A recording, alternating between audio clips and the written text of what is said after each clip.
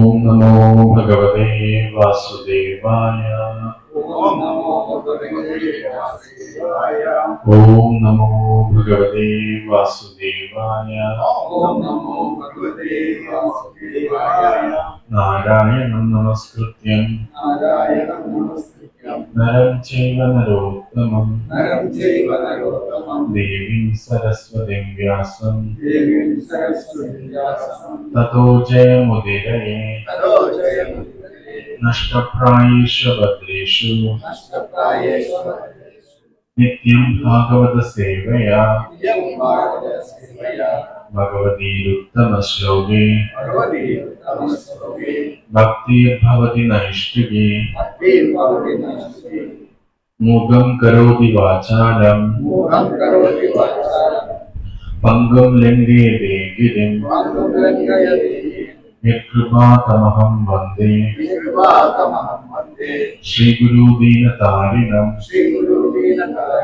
श्रीचैतन्यमीश्वरं श्रीपरमानन्दमाधवं।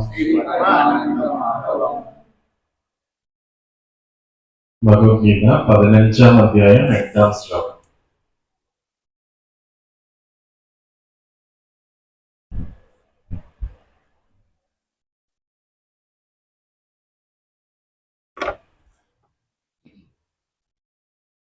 പുരുഷോത്തമ യോഗം എന്ന അധ്യായത്തിലെ 8-ാം ശ്ലോകം. 15-ാം അധ്യായം 8-ാം ശ്ലോകം.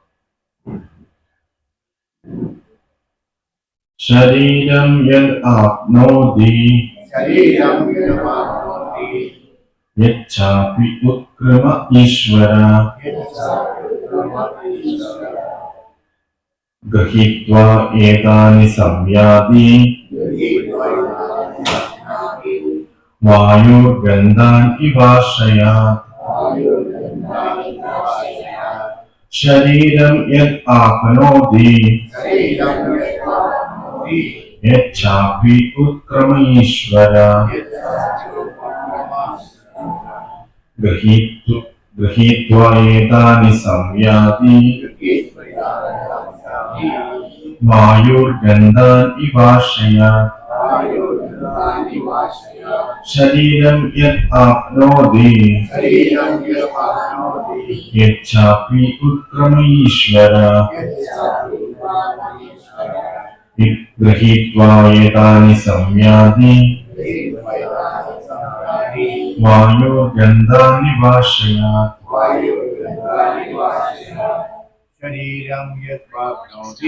ശരീരം യത് പ്രാപ്നോതി യച്ഛാപി ഉത്ക്രമ ഈശ്വര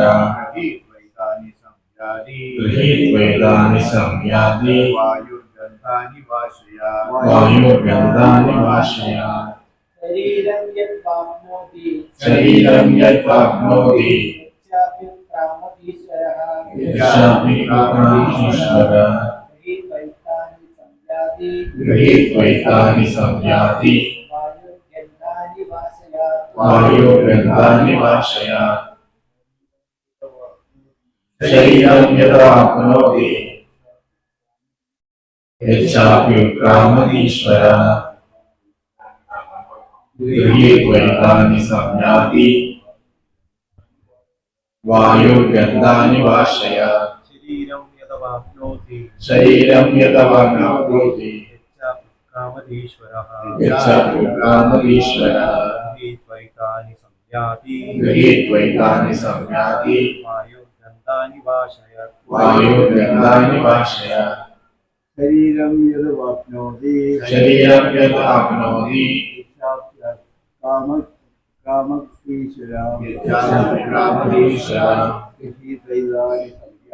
ഗൃഹീത്വൈതാനി സംയാതി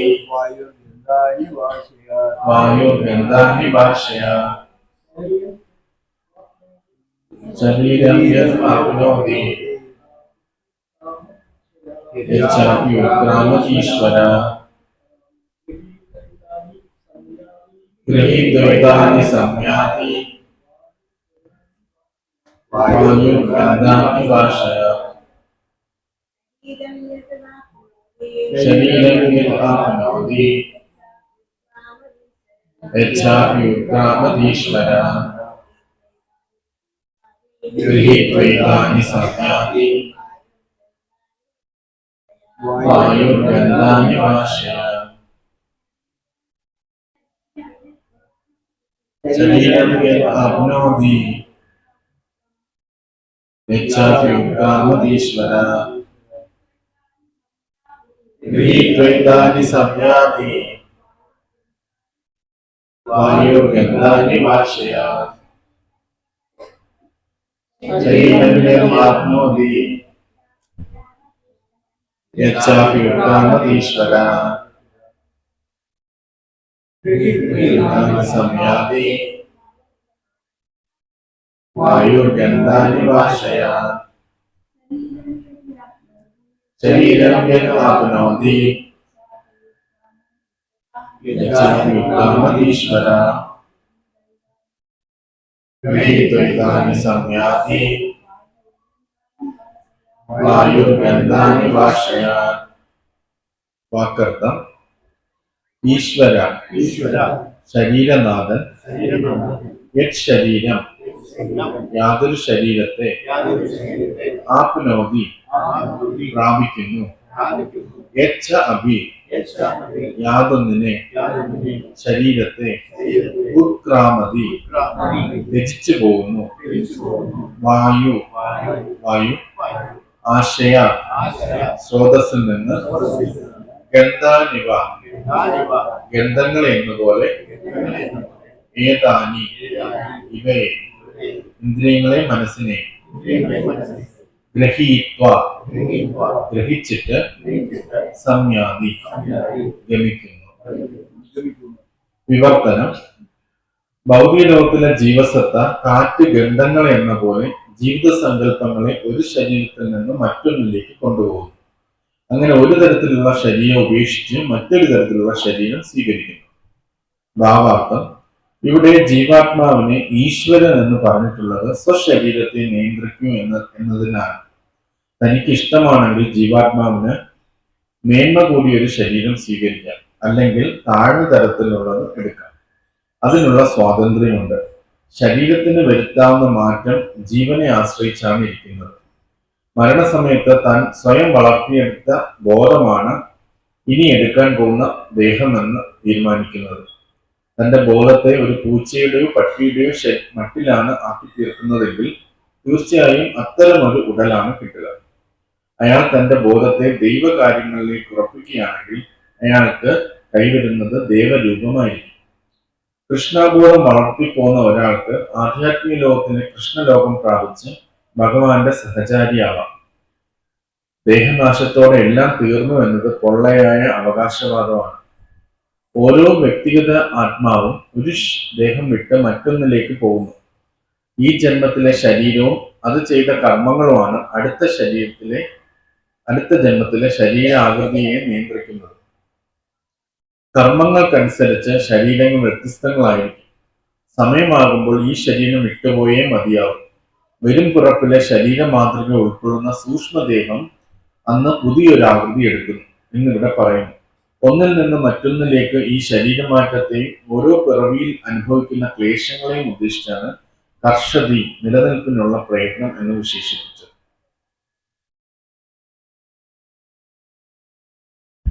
ജ്ഞാനതിമിരാന്തസ്യ ഗനാഞ്ചന ശലാഖ്യ ചക്ഷുരുന്മിലിതമേന തസ്മൈ ശ്രീ ഗുരുവേ നമഃ.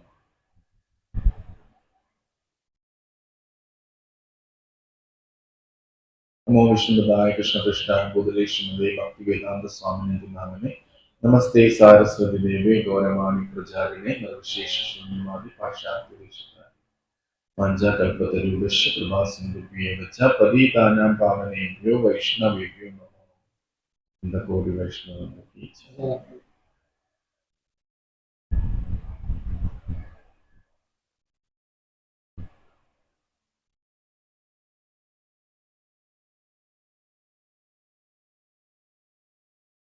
ഹരേ കൃഷ്ണ. ഇവിടെ പുരുഷോത്തമ യോഗം എന്ന അധ്യായമാണ് നമ്മൾ ചർച്ച ചെയ്തുകൊണ്ടിരിക്കുന്നത്. ഇതിന്റെ തൊട്ട് മുമ്പുള്ള ശ്ലോകം വളരെ പ്രാധാന്യമുള്ള ശ്ലോകമാണ്. കഴിഞ്ഞ ഷഡ്ജ പ്രഭുവാണ് പ്രഭു എടുത്തത്. മമേവാംശേ ജീവലോകെ ജീവഭൂത സനാതന മനഃഷ്ടാനി പ്രകൃതിസ്ഥാനി കർഷതി. ആ കർഷതി ഇവിടെയും ശീല പ്രഭുപാദ് പറയുന്നുണ്ട് എൻ്റെ ഭാവാർത്ഥത്തിൽ. അതായത് ഭഗവാൻ പറയുകയാണ്, എൻ്റെ ശാശ്വതങ്ങളായ അംശങ്ങളാണ് ജീവജാലങ്ങൾ. ശാശ്വതം എന്നുള്ള വാക്ക് വളരെ പ്രാധാന്യമാണ്. കാരണം എന്നെങ്കിലും ഒരു നാള് ഭഗവാൻ മാത്രം ഉണ്ടായിരുന്നു. പിന്നെ കുറച്ചു നാൾ കഴിഞ്ഞിട്ട് ഭഗവാന് നമ്മൾ ഒക്കെ വരണം എന്ന് തോന്നിയിട്ട് ഭഗവാന്റെ ശരീരത്തിൽ നിന്ന് നമ്മൾ വന്നതായിട്ട് നമ്മൾ അങ്ങനെ ചിന്തിക്കും. ഭഗവാനിൽ നിന്നാണല്ലോ നമ്മൾ വന്നത്. പക്ഷെ ശാശ്വതം എന്നുള്ള വാക്കുകൊണ്ട് ഭഗവാൻ ഉദ്ദേശിക്കുന്നത് ഭഗവാൻ എന്നുമുണ്ട്, അതിനോടൊപ്പം തന്നെ ജീവജാലങ്ങളും എന്നുമുണ്ട്. നമുക്കത് സങ്കല്പിക്കാൻ പറ്റില്ല. നമുക്ക് ഒരു മാവ് നട്ട് കഴിഞ്ഞാൽ കുറേ നാൾ കഴിഞ്ഞ് മാവിൽ നിന്ന് മാമ്പഴം വരുന്ന നമുക്കറിയാൻ പറ്റും. അപ്പൊ നമുക്ക് എപ്പോഴും ചിന്ത വരുന്നത് മാവ് വന്നിട്ടാണ് മാമ്പഴം വരുന്നതെന്നാണ് നമ്മുടെ ചിന്ത. പക്ഷെ ഇവിടെ പറയുന്നത് മാവ് എന്നും ഉണ്ടായിരുന്നു, മാമ്പഴം എന്നും ഉണ്ടായിരുന്നു എന്നാണ് ഇവിടെ സനാതന എന്നുള്ള വാക്കുകൊണ്ട് ഉദ്ദേശിക്കുന്നത്. നമ്മൾ എപ്പോഴും സമയം വെച്ച് ചിന്തിക്കുന്നത് കൊണ്ട് നമുക്ക് ഈ ഒരു കാര്യം മനസ്സിലാക്കിയെടുക്കാൻ കുറച്ച് ബുദ്ധിമുട്ടുണ്ടാവും.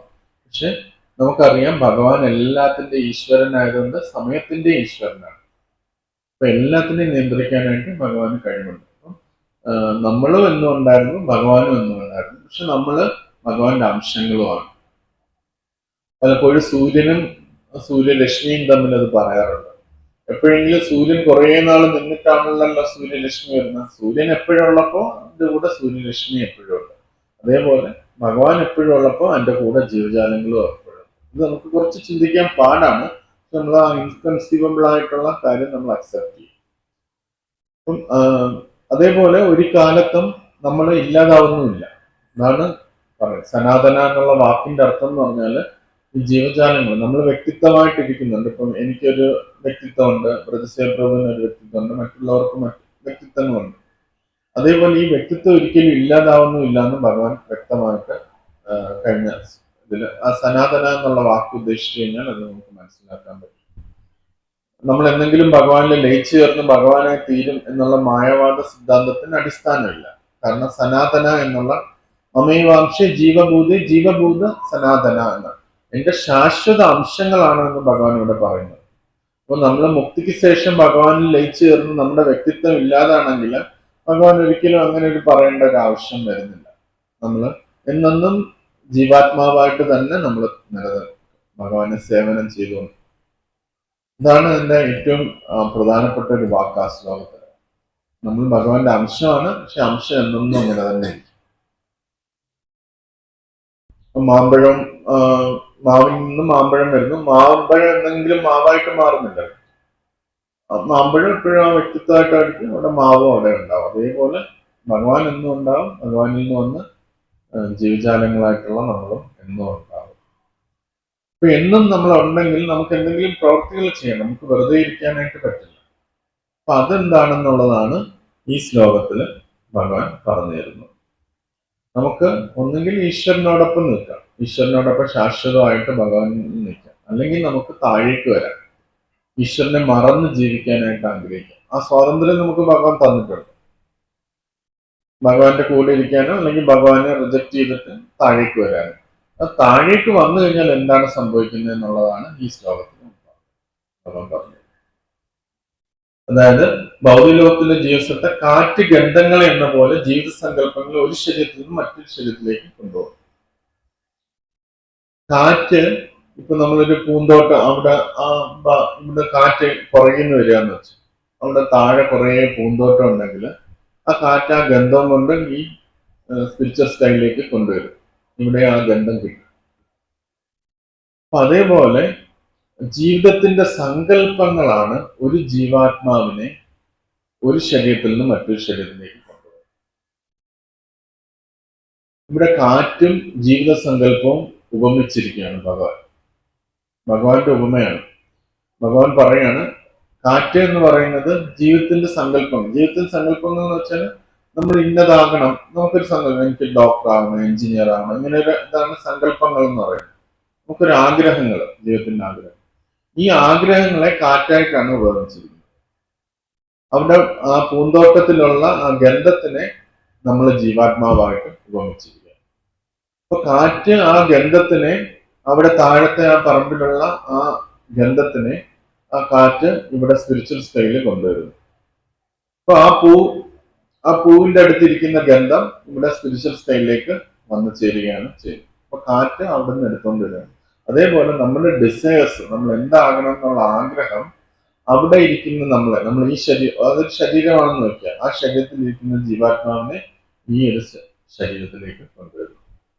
ഇങ്ങനെയാണ് ഈ ലോകത്തിൽ നടക്കുന്നതെന്നാണ് ഭഗവാൻ ഇവിടെ പറയുന്നത്. അങ്ങനെ ഒരു ശരീരം ഉപേക്ഷിച്ചിട്ട് ഇപ്പൊ ആ ഗന്ധം എന്താ, ആ പൂവിന്റെ ആ ചെടിയുടെ അടുത്തിരിക്കുന്ന അതിനെ ചുറ്റിപ്പറ്റിയല്ലേ ഗന്ധം ഇരിക്കുന്നത്. അപ്പൊ ചെടിയെ ഉപേക്ഷിച്ചിട്ട് ആ ഗന്ധം ഇവിടെ സ്പിരിച്വൽ സ്റ്റൈലിൽ വന്നു ചേരും. അപ്പൊ അതേപോലെ നമ്മളൊരു ശരീരത്തിനെ ഉപേക്ഷിച്ചിട്ടാണ് അടുത്ത ശരീരം നമ്മൾ എടുക്കുന്നത്. ഇതാണ് ഈ ജീവിത സങ്കല്പങ്ങളാണ് നമ്മളെ അടുത്ത ശരീരത്തിലേക്ക് കൊണ്ടുപോകുന്നത്.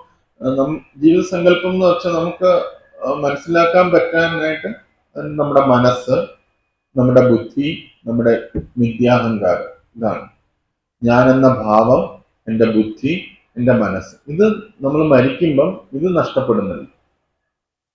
ഈ മനസ്സും ബുദ്ധിയും മിഥ്യാഹങ്കാരം നഷ്ടപ്പെടുന്നില്ല.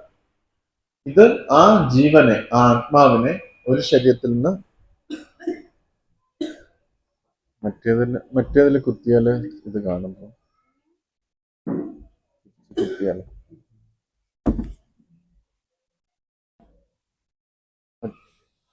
എന്നെ ചാർജ് കാണുമ്പോ ഇതിന്ന് മാറ്റി കുത്തി.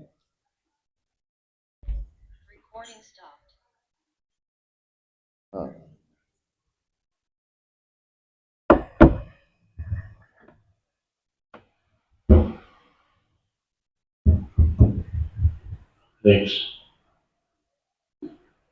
ഇപ്പം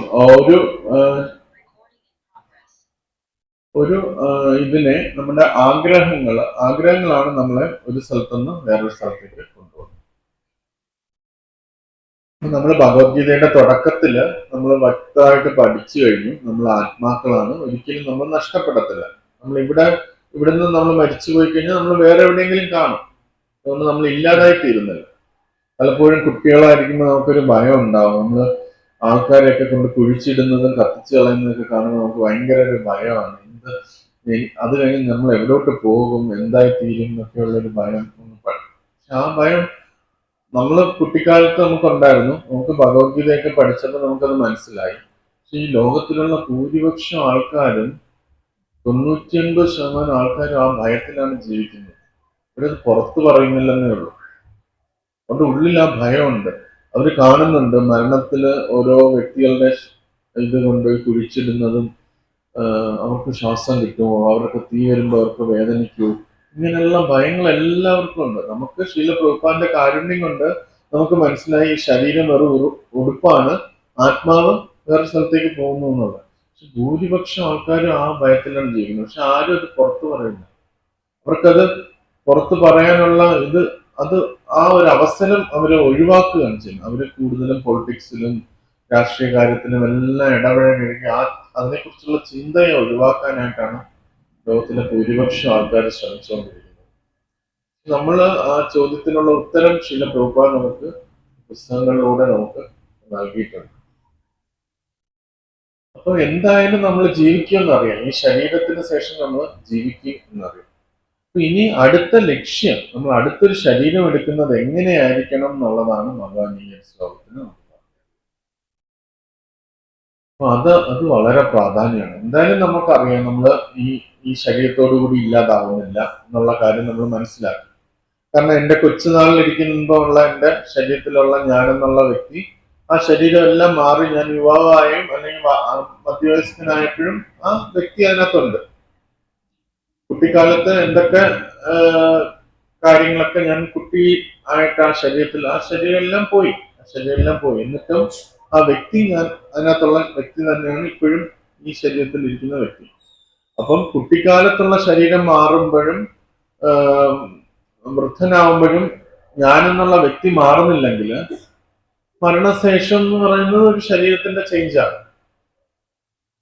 കുട്ടിയായിരിക്കുമ്പോൾ ഞാൻ ഒരു ശരീരത്തിലുണ്ട്, യുവാവായിരിക്കുമ്പോൾ ഞാൻ മറ്റൊരു ശരീരത്തിലുണ്ട്, വാർദ്ധക്യത്തിൽ എത്തുമ്പോൾ ഞാൻ മറ്റൊരു ശരീരത്തിലുണ്ട്. എങ്കിൽ തീർച്ചയായിട്ടും മരണശേഷം ഞാൻ അടുത്തൊരു ശരീരത്തിലുണ്ടാവും. അത് ലോജിക്കാണ്.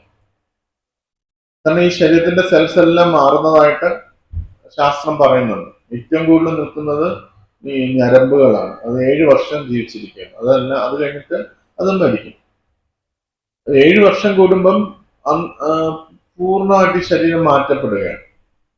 7 വർഷം മുമ്പുള്ള ശരീരത്തിലെ ഒരു കോശങ്ങളും 7 വർഷത്തിന് ശേഷമുള്ള ശരീരത്തിലെ കോശങ്ങളില്ല. എല്ലാം മാറ്റപ്പെടുകയാണ് ചെയ്യും. അപ്പൊ ആ മാറി വരുന്ന ശരീരം പൂർണ്ണമായിട്ട് അതിനകത്ത് നമ്മളുണ്ട്. അന്നുമുണ്ട്, ഇന്നുമുണ്ട്. അപ്പൊ തീർച്ചയായിട്ടും മരണശേഷം നമ്മൾ മറ്റൊരു സ്ഥലത്തുണ്ടാകും. ശരീരം മാറുമ്പോൾ ആത്മാവ് മാറുന്നില്ലെങ്കിൽ മരണം എന്ന് പറയുന്നത് മറ്റൊരു ശരീര ചേഞ്ച് തന്നെയാണ്. അതിനകത്ത് ആത്മാവിന് യാതൊരുവിധ മാറ്റവും.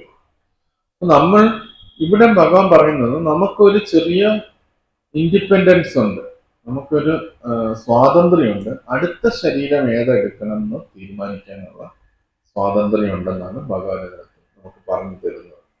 നമ്മൾ എന്നുകൊണ്ട് ഈ ലോകത്തിൽ നമ്മുടെ ചിന്താഗതി അനുസരിച്ച് നമ്മുടെ ശരീരം മാറിക്കൊണ്ടിരിക്കും. അതുകൊണ്ട് അടുത്ത ശരീരം, യോഗ്യമായ ശരീരം എടുക്കാൻ നമുക്ക് സ്വാതന്ത്ര്യമുണ്ട് എന്ന് ഭഗവാൻ ഇവിടെ നമുക്ക് പറഞ്ഞു തരുന്നു. അതിലെന്താ നമുക്ക് ചെയ്യാനുള്ളത്? നമ്മുടെ ചിന്തകളെ മാറ്റുക എന്നുള്ളതാണ്.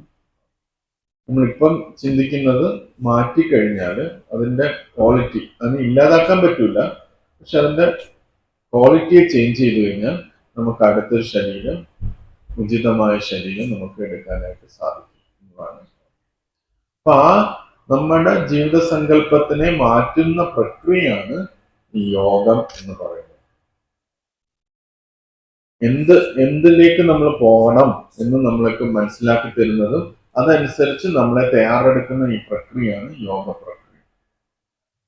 നമ്മളൊക്കെ എന്താ ചെയ്യുന്നത്? നമ്മൾ നാമം ജപിക്കുക ചെയ്യുന്നത്. നാമം ജപിക്കുമ്പോൾ എന്ത് ചെയ്യുന്നത്? ഭഗവാന്റെ നാമങ്ങളാണ് നമ്മൾ ജപിക്കുന്നത്. ഭഗവാന്റെ നാമം ജപിക്കുമ്പം നമ്മൾ അതിനകത്ത് 2 ഇൻഗ്രീഡിയൻസോടുകൂടിയാണ് ജപിക്കുന്നത്. വെറുതെ ഒരു മെക്കാനിക്കൽ അല്ല, അതിനകത്ത് ഡിവോഷനും റെവറൻസും കൂടിയാണ് ജപിക്കുന്നത്. നമ്മൾ അതിനകത്ത് ഭക്തിയോടുകൂടിയും ബഹുമാനത്തോടു കൂടിയാണ് ഭഗവാന്റെ നാമങ്ങൾ ജപിക്കുന്നത്. അങ്ങനെ ഭക്തിയോടും ബഹുമാനത്തോടും നമ്മൾ നാമങ്ങൾ ജപിക്കുമ്പോഴത്തേന് ആ വ്യക്തി, ഭഗവാൻ ആ നാമത്തിൽ പ്രസന്റ് ആണ്. ആ വ്യക്തിയുമായിട്ട് നമ്മൾ അസോസിയേറ്റ് ചെയ്യാണ്. ഏതൊരു വ്യക്തിയുമായിട്ട് നമ്മൾ കൂടുതൽ അസോസിയേറ്റ് ചെയ്യുന്നോ അതിനനുസരിച്ചുള്ള ഒരു ശരീരമായിരിക്കും നമുക്ക് വന്നു ചേരുന്നത്.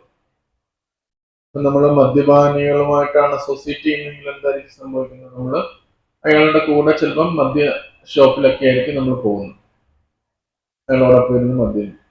നമ്മളിവിടെ ഭഗവാൻ നാമരൂപത്തിൽ തന്നെ, വ്യക്തിയായിട്ട് തന്നെ നാമത്തിൽ അദ്ദേഹം ഉണ്ട്. നമ്മൾ നിരന്തരം തിരുനാമങ്ങൾ ജപിക്കുമ്പോഴത്തേന് നമ്മൾ ആ ഏറ്റവും ഉന്നതനായ ഭഗവാനുമായിട്ട് നേരിട്ട് സമ്പർക്കം എടുത്തുകൊണ്ടിരിക്കുക. നമുക്ക് അവിടേക്ക് പോകാനായിട്ട് തോന്നും. അപ്പൊ നമുക്കൊരു ഫ്രണ്ട് ഉണ്ടെന്ന് വിചാരിക്കുക, അദ്ദേഹം അമേരിക്കക്കാരനാണെന്ന് വിചാരിക്കുക. അയാള് ഈ നാട്ടിൽ വന്നിരിക്കുകയാണ്, ഇവിടെ വന്നിരിക്കുകയാണ്. അപ്പൊ ഞാൻ എപ്പോഴും അയാളുടെ കൂടെ അസോസിയേറ്റ് ചെയ്യാണ്, അയാളുടെ കൂടെ നിൽക്കുകയാണ്. അപ്പൊ അയാൾ പറയും, എൻ്റെ നാട്ടിൽ ഇങ്ങനെ ഹൈവേസ് ഒക്കെ ഉണ്ട്, എൻ്റെ നാട്ടിൽ ഇങ്ങനെ വലിയ ബ്രിഡ്ജുകളുണ്ട്, എൻ്റെ നാട്ടിൽ ഇഷ്ടം പോലെ സ്ഥലങ്ങളുണ്ട്, അവിടെ പർവ്വതങ്ങളും ഇതുമെല്ലാം ഉണ്ട്. നമുക്ക് ഇങ്ങനെ കേട്ട് കേട്ട് കേട്ട് കേട്ട് കേട്ട് അയാളുടെ കൂടെ നിന്ന് കേട്ട് കേട്ട് കേട്ട് ഒരു ദിവസം ഞാനും കൂടെ നിന്റെ കൂടെ വരട്ടെ എന്ന് പറഞ്ഞിട്ട് ആ വിസ എടുത്തിട്ട് നമ്മൾ ചിലപ്പോൾ അമേരിക്കയിലേക്ക് പോകും. അതേപോലെ നമ്മൾ നിരന്തരം ഭഗവാനുമായിട്ട് അസോസിയേറ്റ് ചെയ്യുകയാണ് നാമത്തിൽ നമ്മളിപ്പോൾ വായിക്കുന്ന ഭഗവത്ഗീതയില്, നമ്മൾ ചെയ്യുന്ന സേവനങ്ങളിൽ എല്ലാത്തിലും ഭഗവാനുമായിട്ട് അസോസിയേറ്റ് ചെയ്തുകൊണ്ടിരിക്കുകയാണ്. അപ്പൊ നമുക്ക് ആ അട്രാക്ഷൻ, നമുക്കെല്ലാം ഇത് പുതിയതായിട്ട് ഉണ്ടാക്കിയെടുക്കുന്നതല്ല, നമ്മളൊക്കെ ആധ്യാത്മിക ലോകത്തിൽ ഉണ്ടായിരുന്നത്. നമുക്കെല്ലാം ഈ അട്രാക്ഷൻ ഉണ്ട് ഭഗവാനോട്. അതിപ്പം ഒരുപാട് ലെയറിൽ കുവിഞ്ഞു കിടക്കുകയാണ്. അപ്പൊ നമ്മൾ ആരൊക്കെയാണോ നാമം ജപിക്കുന്നത്, നിരന്തരം നാമം ജപിക്കുന്നത്, ബുക്ക് വായിക്കുന്നത്, സേവനങ്ങൾ ചെയ്യുന്നത്, മറ്റു ഈ ഭക്തിഭരിതമായ 9 അംഗങ്ങളുണ്ട്: ശ്രവണം, കീർത്തനം, വിഷ്ണു സ്മരണം, അർച്ചനം, വന്ദനം, ദാസ്യം, സത്യം, ആത്മനിവേദനം. ഈ ഏതെങ്കിലും ഒരു പ്രക്രിയയിൽ നിരന്തരമായിട്ട് ഇടപെട്ടുകൊണ്ടിരിക്കുന്ന വ്യക്തിക്ക് ആ ഒരു റിലേഷൻഷിപ്പ് എസ്റ്റാബ്ലിഷ് ചെയ്യാനായിട്ട് പറ്റും, ഭഗവാനുമായിട്ടുള്ള ആ ബന്ധം ഉണ്ടാക്കാനായിട്ട്.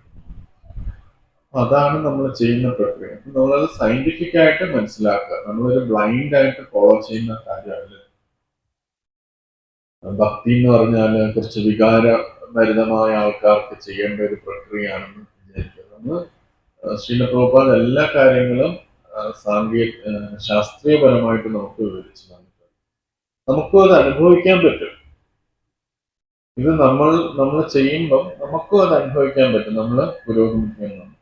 ശ്രീല പ്രഭുപാദ് ഇത് പറഞ്ഞപ്പോൾ ശ്രീല പ്രഭുപാദ് പണ്ഡിറ്റ് ജവഹർലാൽ നെഹ്റുവിന് ഒരു കത്ത് എഴുതിയിട്ടുണ്ടായിരുന്നു. 1951 പണ്ഡിറ്റ് ജവഹർലാൽ നെഹ്റു അദ്ദേഹം ഏതോ ഒരു മാഗസിനിൽ എഴുതി, നമ്മൾ ഈ സത്യത്തെക്കുറിച്ച് പല പല സത്യങ്ങളെക്കുറിച്ച് നമ്മൾ മനസ്സിലാക്കണം, നമ്മൾ കുറച്ചും കൂടി ഉയരണം, പല പല സത്യങ്ങൾ നമ്മൾ കണ്ടുപിടിക്കണം എന്നൊക്കെ പറഞ്ഞ് അദ്ദേഹം ഒരു ലേഖനം എഴുതി. അതിന് മറുപടിയായിട്ട് ശ്രീല പ്രഭുപാദ് എഴുതിയത് സോറി പണ്ഡിറ്റ് ജവഹർലാൽ നെഹ്റുവിന് എഴുതിയ കത്താണ്. രാജേന്ദ്ര പ്രസാദിന് എഴുതിയ കഥ. അദ്ദേഹം ഒരു ഇന്ത്യൻ പ്രസിഡന്റ് ആണ്. അദ്ദേഹം ഒരു ഡിവോട്ടി പോലെയാണ്. അപ്പം കുറച്ച് വൈഷ്ണവ ക്വാളിറ്റീസും ഇതെല്ലാം ഉള്ള ഒരു വ്യക്തിയാണ്. അപ്പൊ അദ്ദേഹത്തിന് എഴുതിയൊരു കത്താണ് ശ്രീല പ്രഭുപാദ്. പണ്ഡിറ്റ് ജവഹർലാൽ നെഹ്റുവിന് വേറെ കത്ത് എഴുതിയിട്ടുണ്ട്, അത് വേറെ കാര്യങ്ങളാണ് എഴുതിയിരിക്കുന്നത്. പക്ഷെ ഇതിനകത്ത് പ്രഭുപാദ് ഒരു കാര്യം അത് ആ പാരഗ്രാഫ് ഭയങ്കര ഒരു സ്ട്രൈക്കിംഗ് ആയിട്ട് തോന്നി.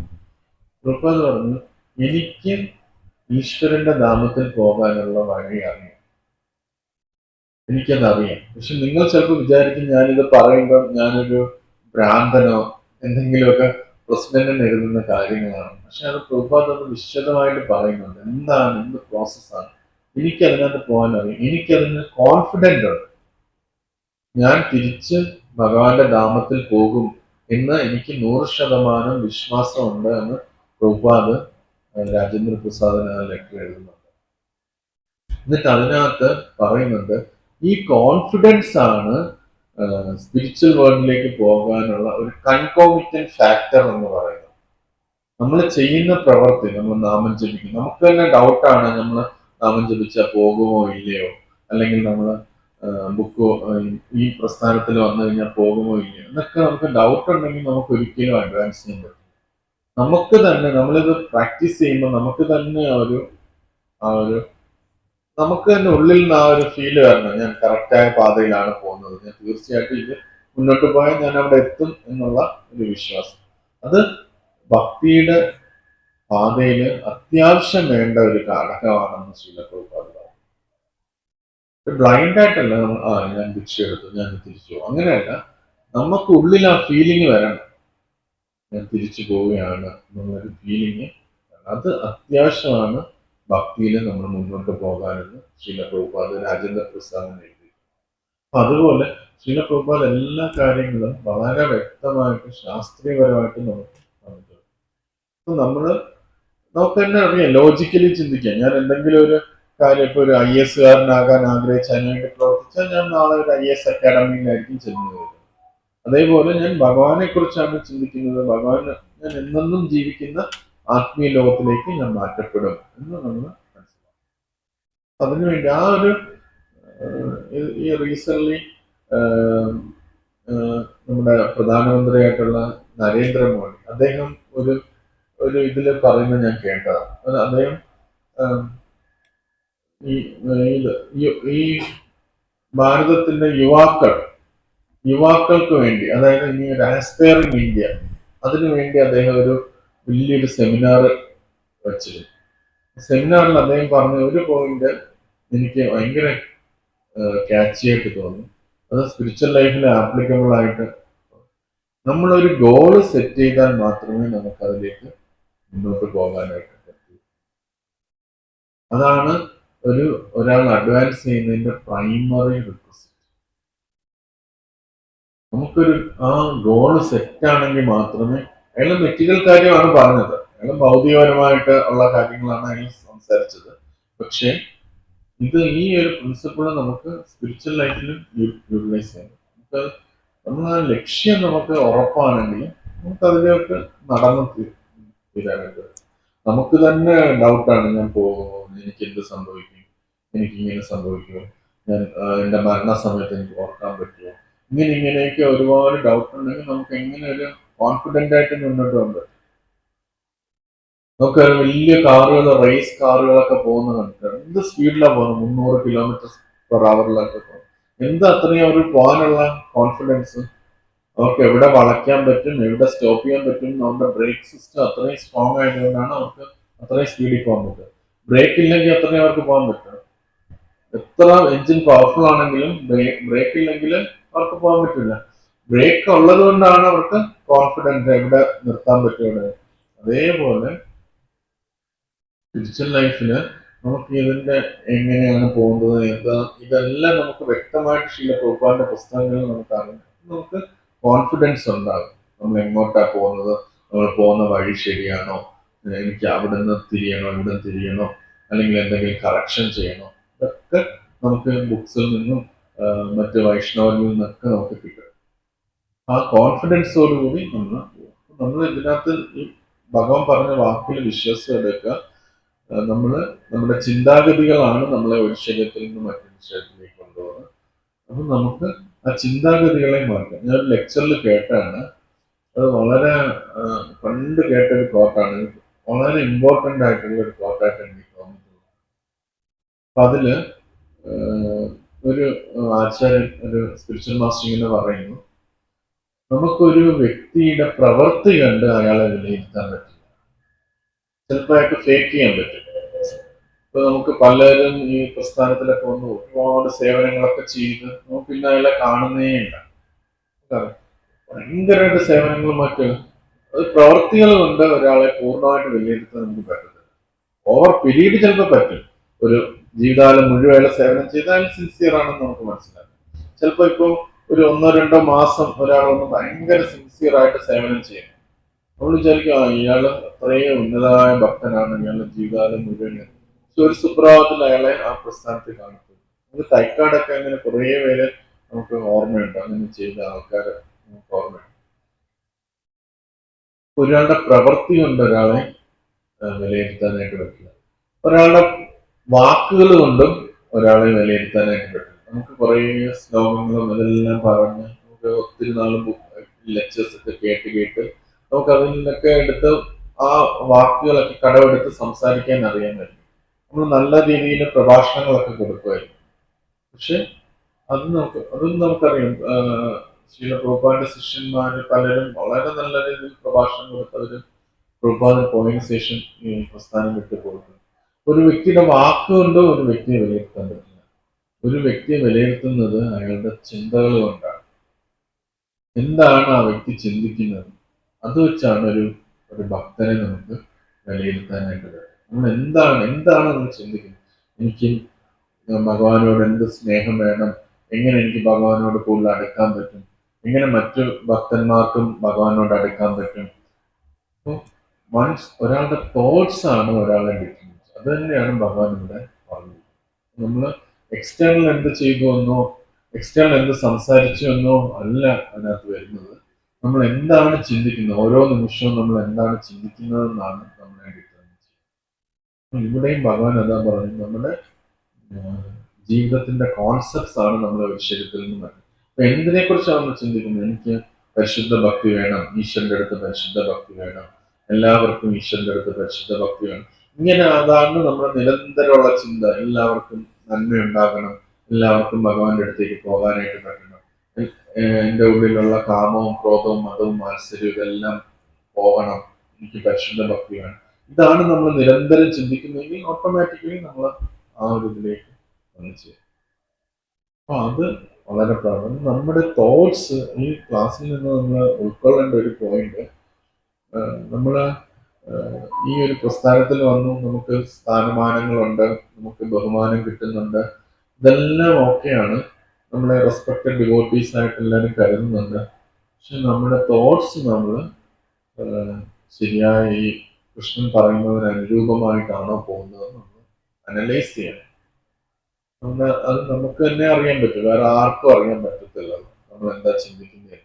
ആ ചിന്തകൾ നമ്മൾ പ്യൂരിഫൈ ചെയ്യണം. നമ്മുടെ നാമജപം സഹായിക്കും, സേവനങ്ങൾ സഹായിക്കും. നമ്മൾ തന്നെ അതിനൊരു എഫേർട്ടും കൂടെ.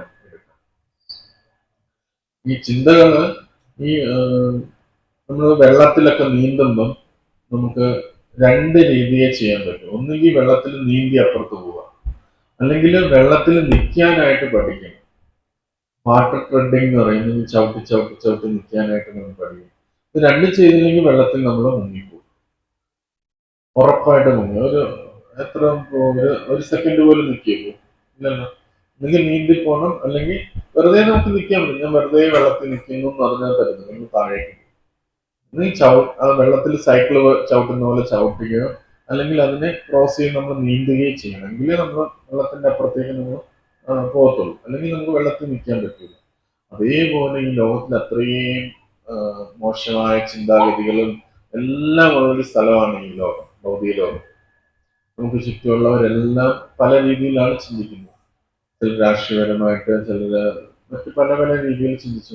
അപ്പൊ നമ്മുടെ ചിന്ത ഒന്നിനെ കുറിച്ചും ചിന്തിക്കുന്ന വെറുതെ ഇരിക്കാന്ന് വെച്ചാല് നമ്മൾ ഉറപ്പായിട്ട് ആ മോശം ചിന്തകളിലേക്ക് നമ്മൾ ഒന്നിച്ചേരും.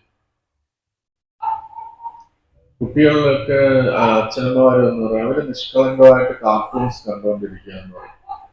പക്ഷെ അത് നിഷ്കളങ്കമല്ലത്. അതിനകത്ത് എത്ര കാർട്ടൂണിൽ എത്രമാത്രം അടി ഉണ്ടാക്കുന്നുണ്ട്, ഇതുണ്ടാക്കുന്നുണ്ട്. അത് ഉറപ്പായിട്ട് ആ നിഷ്കളങ്കമായ കാർട്ടൂൺ കാണുന്ന കുട്ടിയാണ് മറ്റു കുട്ടിയെ എടുത്തിട്ട് അടിക്കുകയും ഇടിക്കുകയും എല്ലാം ചെയ്യുന്നത്. ഒന്നും ചെയ്യുന്നില്ല. പക്ഷെ എന്തുകൊണ്ട് ആ ഉണ്ടാക്കുന്ന ആൾ, ആ കാർട്ടൂൺ ഉണ്ടാക്കുന്ന ആളുടെ ഇത് പ്യൂർ അല്ലായിരിക്കും. അയാള് കാമത്തിലും ക്രോധത്തിലും ദേഷ്യത്തിലും ഒക്കെ ആയിരിക്കും. അയാൾക്ക് ലാഭം ഉണ്ടാക്കും, ഗ്രീഡ്, അത്യാർത്തി ഉണ്ടായിരിക്കുകയാണ് കാർട്ടൂൺ ഉണ്ടാക്കുന്നത്. അയാളുടെ തോട്ട് പ്രോസസ് ഉറപ്പായിട്ട് ആ കാർട്ടൂണിലൂടെ അത് വരും. അപ്പൊ നമ്മൾ കണ്ടുകൊണ്ടിരിക്കുമ്പോൾ നമ്മൾക്കും അത് സ്വാഭാവികമായിട്ട് വന്നു. നമുക്ക് ഈ കലിയുഗത്തിൽ അതുകൊണ്ട് ഒരേ ഒരു മാർഗം എന്ന് പറഞ്ഞാൽ ഭഗവാന്റെ തിരുനാമങ്ങൾ തന്നെയാണ്. എപ്പോഴും ഇത് വെള്ളത്തിൽ ചവിട്ടി നിൽക്കുന്ന പോലെ നീന്തി പോകുന്നത് പോലെയാണ്. മുങ്ങാതിരിക്കണമെങ്കിൽ നമ്മൾ ഭഗവാന്റെ തിരുനാമങ്ങളെ ആശ്രയിച്ചിരിക്കുന്നു.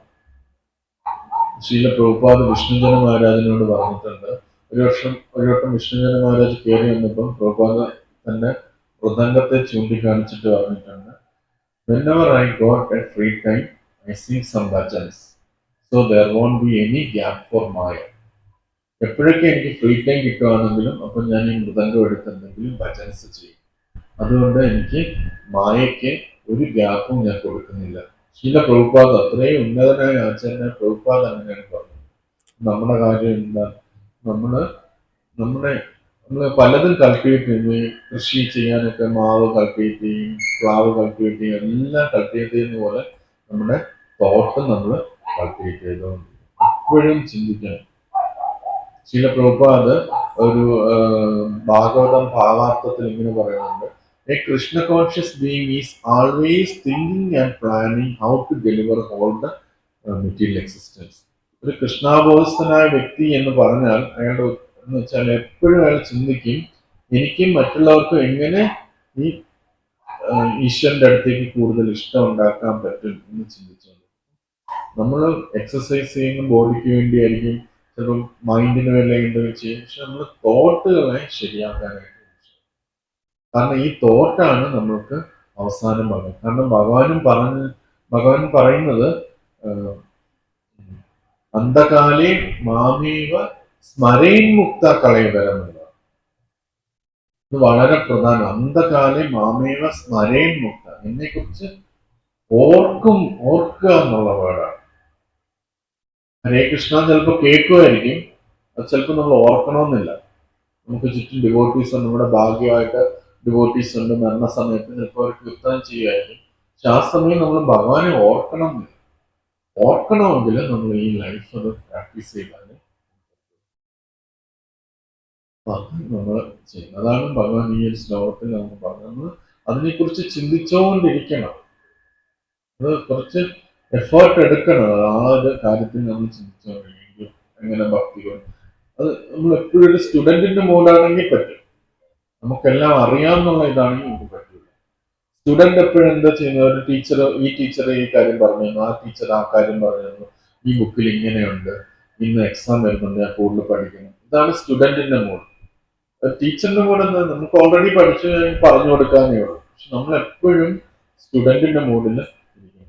എന്റെ മൈൻഡ് ഇങ്ങനെ തെറ്റ് ചെയ്യുന്നു, എൻ്റെ മൈൻഡ് ആ തെറ്റ് ചെയ്യുന്നു, ഞാൻ അത് തിരുത്തണം, ഇത് തിരുത്തണം, ഇങ്ങനെ നിരന്തരം അതിനെക്കുറിച്ച് ചിന്തിച്ചുകൊണ്ടിരിക്കും. ആ ഒരു ഇതാണ് നമ്മളെ ആ ഒരു ലക്ഷ്യം, ഗോള് സെറ്റ് ചെയ്യാനായിട്ട് help ചെയ്യുക.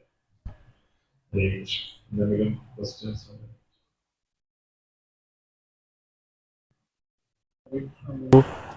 പ്രഭു, നമ്മുടെ പ്രവൃത്തി എന്ന ചിന്ത കൊണ്ടാണ് പ്രവൃത്തി എന്ന് പറയുന്നത്. എന്ത് തരം ചിന്തയായിരിക്കും? അതാണ് ഞാൻ പറഞ്ഞത്, ഭഗവാനെ കുറിച്ചുള്ള ചിന്ത. എനിക്ക് ഇപ്പൊ എത്രത്തോളം ഞാൻ ഭഗവാനെ ഓർക്കുന്നുണ്ട്, ഞാൻ ഭഗവാനെ ഓർക്കുന്നില്ല, എത്രത്തോളം ഞാൻ ചെയ്യുന്നത് ഭഗവാന് വേണ്ടിയാണ്, ഇപ്പൊ ഞാൻ എത്രത്തോളം ഞാൻ ഭഗവാന് വേണ്ടി അല്ല ചെയ്യുന്നത്, ഞാൻ വൈഷ്ണവരോട് അസൂയ പുലർത്തുന്നുണ്ടോ, ഭഗവാന്റെ അംശങ്ങളായ വൈഷ്ണവരോട് ഞാൻ അസൂയ പുലർത്തുന്നുണ്ടോ, അവരോട് ഞാൻ വൈരാഗ്യം വയ്ക്കുന്നുണ്ടോ, അവരെല്ലാം ഞാൻ റെസ്പെക്ട് ചെയ്യുന്നുണ്ടോ, അത് ചെയ്യുന്നില്ല. ഇപ്പൊ ഞാൻ കാമത്തിൽ അടിമപ്പെട്ടിരിക്കുകയാണ്, ക്രോധത്തിൽ അടിമപ്പെട്ടിരിക്കുകയാണ്, അതിൽ നിന്ന് എങ്ങനെ ഞാൻ മാറാൻ പറ്റും? ഇതൊക്കെയാണ് നമ്മുടെ ചിന്തകൾ. എങ്ങനെ എനിക്ക് മറ്റൊരാൾക്ക് ഭഗവാനെ കുറിച്ച് പറഞ്ഞു കൊടുക്കാം, അതൊക്കെ നമ്മൾ ചിന്തിക്കും.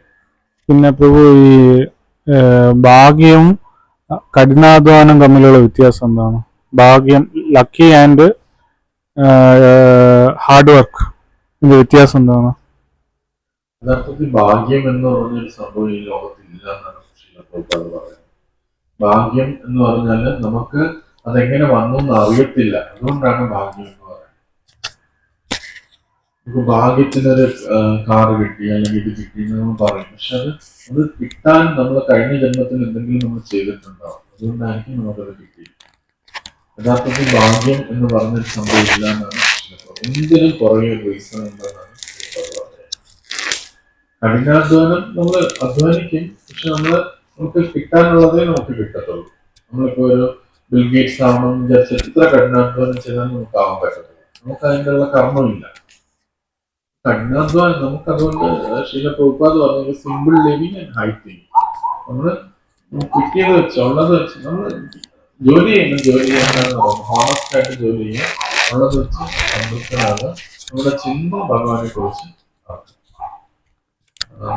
അതാണ് സിമ്പിൾ ക്ലിയർ തിങ്കിങ്. ഒരു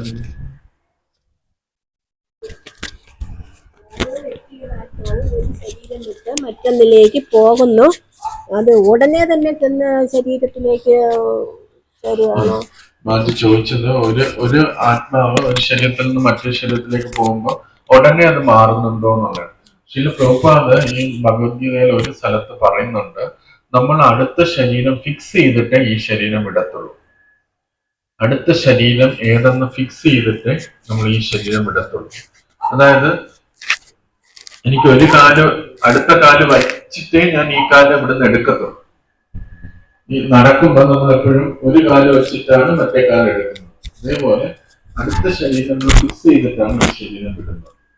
നമ്മുടെ അതെങ്ങനെയാന്ന് വെച്ചാല് നമ്മുടെ കോൺഷ്യസ്, നമ്മുടെ ഈ മനസ്സ്, ബുദ്ധി, വിദ്യാഹങ്കാരം നമ്മൾ ഒരു ശരീരത്തിലേക്ക് നമ്മൾ എത്തിക്കും. ആ എത്തിച്ചിട്ടാണ് നമ്മൾ ഈ ശരീരം വിടുന്നത്.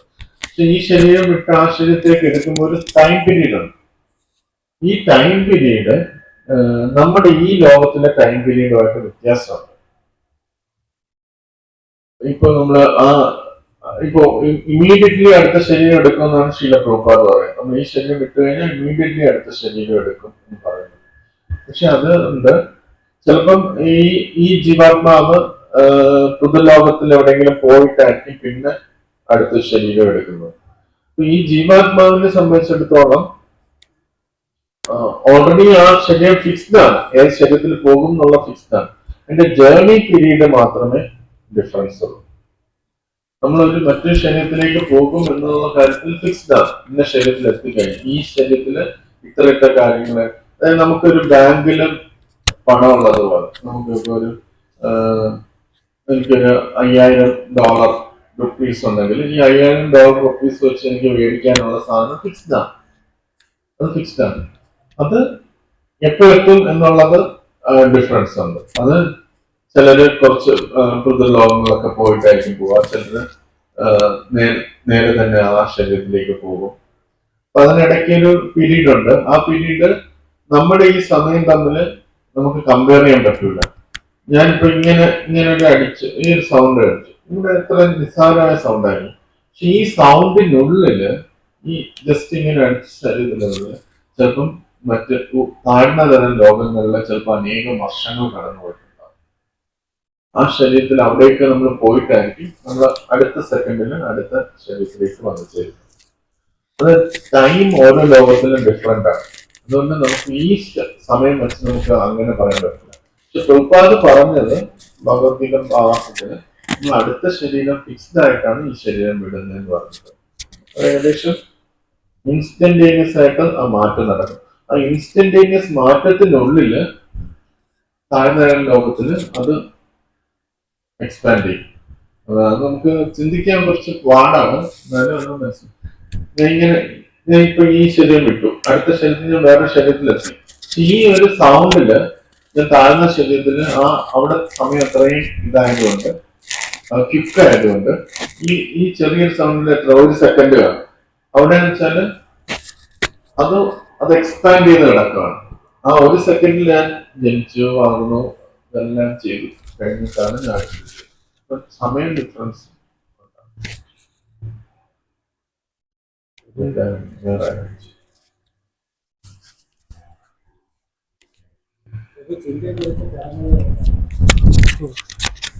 ഞാൻ എന്തായാലും മാല ജപിക്കാൻ വേണ്ടി 16 പ്രാവശ്യം ജപിക്കും മാല. 16,000 ചിന്ത ചിന്തിച്ചിരിക്കുക അപ്പോഴേ.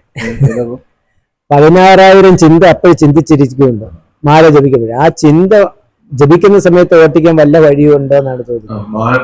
നാമം ജപിക്കുമ്പോൾ നമുക്ക് പല പല ചിന്തകൾ വരും. പക്ഷെ ഏറ്റവും ആചാര്യന്മാർ പറയുന്ന ഒരു കാര്യം എന്ന് വെച്ചാൽ അതിരാവിലെ എഴുന്നേറ്റ് ജപിക്കുക. എത്ര നമ്മൾ നേരത്തെ എഴുന്നേക്കാൻ പറ്റുമോ അത്രത്തോളം നമ്മുടെ മൈൻഡ് പീസ്ഫുൾ ആയിരിക്കും. അല്ലെങ്കിൽ നമുക്ക് അതിന് അവര് എല്ലാവരോടും പല ആചാര്യന്മാരോടും ആൾക്കാർ ഈ ക്വസ്റ്റ്യനാണ് ചോദിക്കുന്നത്. പക്ഷെ അതിനെല്ലാം അവര് പറയുന്ന ഉത്തരം ഇതാണ്.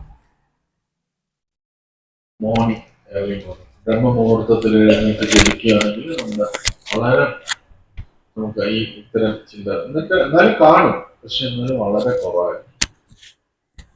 നമ്മൾ ചെയ്ത വ്യത്യാസം നമുക്ക് അറിയാൻ പറ്റും.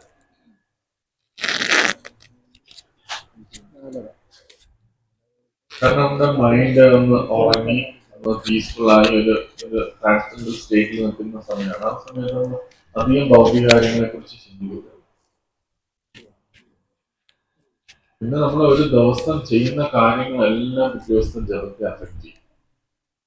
ഒരുപാട് ന്യൂസുകളൊക്കെ കേട്ടു, നമ്മൾ ഒരുപാട് മറ്റു കാര്യങ്ങളൊക്കെ ഡിസ്കസ് ചെയ്തു. തീർച്ചയായിട്ടും ആ ചിന്തകൾ അടുത്ത ദിവസം ജനത്തിൽ തീർച്ചയായിട്ടും ഉണ്ടാകും.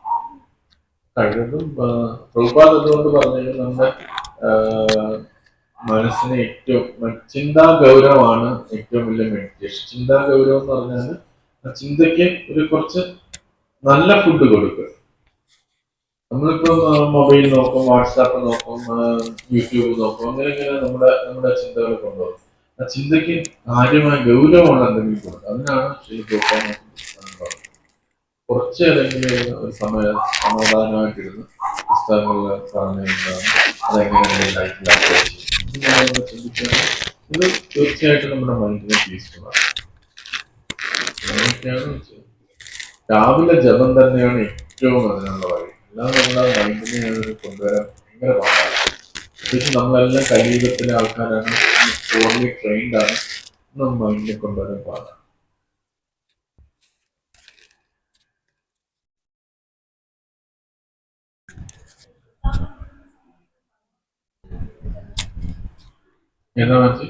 പ്രസാദം വയ്ക്കുന്ന സമയവും ഭഗവാന്റെ ചിന്തയോടുകൂടി തന്നെയല്ല അതും ചെയ്യേണ്ട. എങ്കിലല്ലേ നമുക്ക് ആ ഇത് കഴിക്കുമ്പോ പ്രസാദം കഴിക്കുമ്പോൾ കൂടുതലായിട്ട് ഭഗവാനെ കുറിച്ച്. ശരിയാണ്, നമ്മൾ പ്രസാദം വയ്ക്കുമ്പോൾ ഭഗവാന്റെ ചിന്തയോടെ ചെയ്യണം എന്നാണ്. അതില് ഒരു നമുക്ക് എങ്ങനെ ഇത് നല്ല രീതിയിൽ ഉണ്ടാക്കി ഭഗവാന് കൊടുക്കാം എന്നുള്ള ഒരു ഇതിലാണ് നമ്മൾ ചെയ്യുന്നത്. അതില് ഒരു ഡിവോട്ടി നമ്മളെ പലപ്പോഴും നമ്മള് പ്രസാദം വെക്കുമ്പോൾ സ്മെല് ചെയ്യാൻ പാടില്ല എന്ന് പറഞ്ഞു, സ്മെല് ചെയ്യരുത് എന്ന് പറഞ്ഞിട്ടുണ്ട്. അത് ആസ്വദിക്കുന്ന മനോഭാവത്തില് സ്മെല് ചെയ്യരുത് എന്നാണ് ഉദ്ദേശിക്കുന്നത്. ഒരു സ്ഥലത്ത് ഞാൻ ഒരു ലെറ്ററിൽ വായിച്ചാണ് ശ്രീല പ്രഭുപാദ് പറഞ്ഞു, you can taste it by smelling. ചില പ്രഭുപാദ ലെറ്ററിൽ പറഞ്ഞു. അതെന്ന് വെച്ചാൽ ആ ഡിവോട്ടി ഇങ്ങനെ ചോദിച്ചിരിക്കുന്നു, പ്രസാദം ഉണ്ടാക്കുമ്പോൾ നമ്മൾ ആസ്വദിക്കരുത്. ഭഗവാന് വേണ്ടിയാണ് നമ്മൾ ഉണ്ടാക്കുന്നത്, ഭഗവാനാണ് ഫസ്റ്റ് ആസ്വദിക്കേണ്ടത്. പക്ഷെ നീ അത് ഫസ്റ്റ് ക്ലാസ് ആയിട്ട് ഉണ്ടാക്കണം.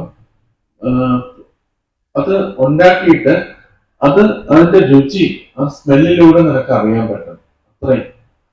പക്ഷെ എന്നിട്ട് പറഞ്ഞു വേറെ ഒരു പർപ്പസിന് വേണ്ടി സ്മെല് ചെയ്യണം. അതായത് ഈ ഫുഡ് ഭഗവാൻ ഓഫറബിൾ ആണോ എന്ന് ഉറപ്പാക്കാൻ വേണ്ടി നിനക്കത് സ്മെല് ചെയ്യാം. എന്നുവെച്ചാൽ നമ്മൾ ഇങ്ങനെ എടുത്ത് നോക്കുകയല്ല, നമുക്ക് നോർമലായിട്ട് അത് കിട്ടുമല്ലോ, സ്മെല്ല് കിട്ടുമല്ലോ, അങ്ങനെ ചെയ്യാം. അതിന് ഓക്കെയാണ്. പക്ഷെ അത് ആസ്വദിക്കണം എന്നുള്ള ഒരു രീതിയിൽ സ്മെല് ചെയ്യാനായിട്ട് പാടില്ല എന്ന് ശീല പ്രഭുപാദ അതിനകത്ത് പറയുന്നു. ഹോൾ പർപ്പസ് ഞാനത് കോട്ടായിട്ട് ഇട്ടായിരുന്നു. The whole purpose of Krishna consciousness is to diminish all sense gratificatory desires. നമ്മളത് ആസ്വദിക്കണം, എനിക്ക് ആ നല്ല പ്രസാദം ആസ്വദിക്കണം എന്നുള്ള രീതിയിൽ അത് സ്മെല് ചെയ്യാൻ പാടില്ല. അത് ഓഫറബിൾ ആണോ, കറക്റ്റ് ഓഫറബിൾ ആണോ എന്ന രീതിയിൽ അത് നോക്കുന്നതിന് തെറ്റി. പക്ഷെ വെറുതെ കഴിക്കാൻ പറഞ്ഞില്ല Prabhupad, you can taste it by smelling എന്നാണ് പറയുന്നത്. അത് ഓഫറബിൾ ആണോ എന്ന് അറിയാൻ വേണ്ടി. അത് നമുക്ക് ഈ നെറ്റ് ഓഫ് ഡിവോഷനിലും അറിയുന്നില്ല. ചൂട് കറക്റ്റ് ചൂടാണോ എന്ന് അറിയാൻ വേണ്ടി ആ കൈയിട്ട് നോക്കത്തില്ല ഒരു ഭക്തൻ, കറക്റ്റ് ചൂടാണോ എന്ന് അറിയാൻ വേണ്ടി. എന്തിനാ കറക്റ്റായിട്ട് ഭഗവാന് കിട്ടണം എന്നുള്ള ഒരു ഉദ്ദേശത്തിൽ ആ രീതിയിൽ അത് ചെയ്യുന്നതിന് പ്രശ്നമില്ല. ഭഗവാന് നല്ല രീതിയിൽ കിട്ടണം എന്നുള്ള ഉദ്ദേശത്തിലാണ് നമ്മൾ പ്രസാദം.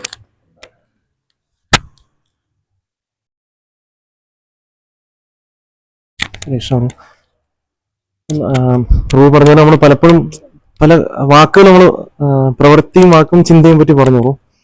അപ്പോൾ നമുക്ക് പലപ്പോഴും പല കാര്യങ്ങൾ ഒരു ക്ലാസ് എടുക്കുന്ന സമയത്തൊക്കെ വളരെ എളുപ്പമായിട്ട് പറയാൻ സാധിക്കും. അപ്പോൾ നമ്മളതിൽ പലതും ഫോളോ ചെയ്യാൻ ഫെയിൽ ആവാറുണ്ട്. അപ്പോൾ അങ്ങനെയുള്ള കണ്ടീഷനിൽ നമുക്ക് എത്രത്തോളം ആ വാക്കുകളെ നമുക്കിത് ഷെയർ ചെയ്യാൻ പറ്റും, അല്ലെങ്കിൽ നമ്മൾ ഫുള്ളി ഫോളോ ചെയ്തിട്ടേ പറയാൻ പാടുള്ളൂ, അല്ല അപ്പോൾ ഏത് മൂഡിലായിരിക്കണം നമ്മളതിനെ ബാക്കിയുള്ളവർക്ക് പറഞ്ഞു കൊടുക്കണം. നമുക്ക് ഒരു ക്ലാസ്സിൽ എന്തെങ്കിലുമൊക്കെ കിട്ടിക്കഴിഞ്ഞാൽ, നമുക്ക് കിട്ടിക്കഴിഞ്ഞാൽ അത് നമ്മൾ എങ്ങനെ എന്റെ ലൈഫിൽ അപ്ലൈ ചെയ്യുന്ന ഒരു ജസ്റ്റ് ഒരു തോട്ട് വെച്ചാൽ നമുക്കത് നമ്മുടെ ഹൃദയത്തിലിരിക്കും. അത് വച്ചില്ലെങ്കിൽ ഇരിക്കത്തില്ല. നമ്മൾ ജസ്റ്റ് ഇപ്പം ക്ലാസ് വരുന്ന നമ്മൾ നോട്ട്സ് എഴുതി വെച്ചാൽ പോലും അത് നമ്മുടെ ഹൃദയത്തിൽ ഇരിക്കണമെന്നില്ല.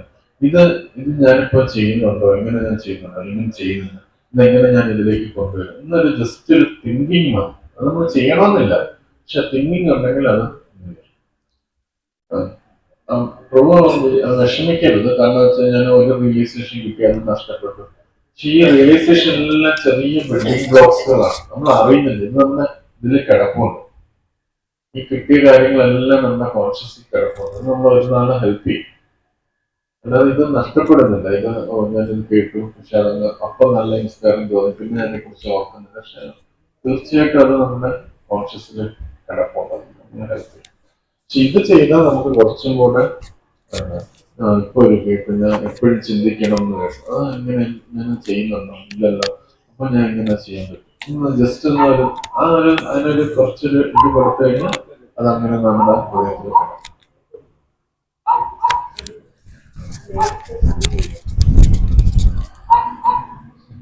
മറ്റേ സ്മെല്ലിന്റെ കാര്യത്തിന്റെ അതെ മാധവേന്ദ്രപുരി രമുനയിൽ വന്നപ്പോഴത്തേക്ക് മറ്റേ ഖീർ ഓഫറിങ്ങിന് പോയപ്പോഴേ ആ പോർട്ടിൽ പോയപ്പോഴത്തേക്ക് അദ്ദേഹം മനസ്സിൽ ചിന്തിച്ചല്ലോ, if I could get one pot of it so that I can understand the taste of it and prepare for Gopinath. അതിന്റെ ഒരു എക്സാമ്പിൾ ആയിട്ട്. എന്നിട്ട് പിന്നെ അദ്ദേഹം ഒഫെൻസീവ് ആണ്, അത് ഞാൻ ചിന്തിച്ചത് ഒഫെൻസ് ആണ്, ഭഗവാൻ ഓഫറിങ് പോയപ്പോഴും ഞാനത് എനിക്ക് കിട്ടിയാലെന്ന് ചിന്തിച്ചത് തെറ്റല്ലേ എന്ന് പറഞ്ഞിട്ട് ഓടി ഇത് ചെയ്തിട്ട് പിന്നെ ഭഗവാൻ ഒളിച്ചു മാറ്റി വെച്ചിട്ട് കൊണ്ടുപോയി കൊടുപ്പിക്കുന്നത് അത് ഒരു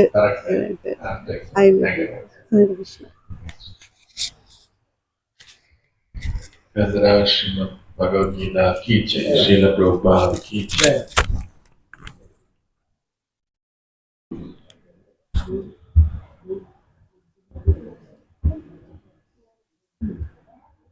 ഇന്നത്തെ പ്രസാദം നമുക്ക് ഹരിപ്രിയ ദേവിദാസിയാണ്. മായാപ്പൂർ പ്രസാദ് അമരമാജി ഇവർ രണ്ടുപേരുടെയും അതാണ് വാണിമാതാജി തിരുപ്പതി ലഡ്ഡുവും കൊണ്ടുവന്നിട്ടുണ്ട്. എല്ലാ 3 ഡിവോട്ടീസിന്റെയും സ്പിരിച്വൽ അഡ്വാൻസ്മെന്റിന് വേണ്ടി നമുക്ക് 3 വട്ടം ഹരേ കൃഷ്ണ മഹാമന്ത്രം. ഹരേ കൃഷ്ണ കൃഷ്ണ കൃഷ്ണ ഹരേ ഹരേ, ഹരേ രാമ രാമ രാമ ഹരേ ഹരേ, ഹരേ കൃഷ്ണ കൃഷ്ണ കൃഷ്ണ ഹരേ ഹരേ, ഹരേ രാമ രാമ രാമ ഹരേ ഹരേ, ഹരേ കൃഷ്ണ കൃഷ്ണ കൃഷ്ണ ഹരേ ഹരേ, ഹരേ രാമ രാമ രാമ